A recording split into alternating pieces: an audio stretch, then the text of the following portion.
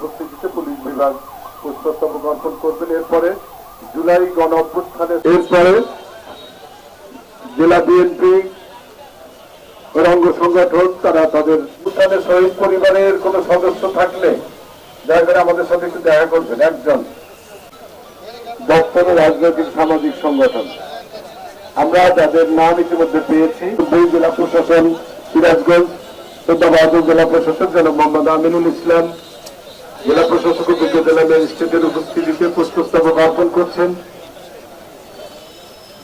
সাথে রয়েছেন জেলা প্রশাসনের অন্যান্য কর্মকর্তা। এরপরে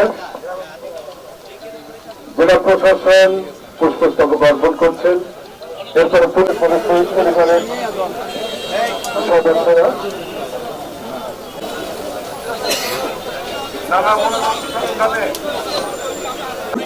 সেজন্য আমরা আন্তরিকভাবে দুঃখ প্রকাশ করছি।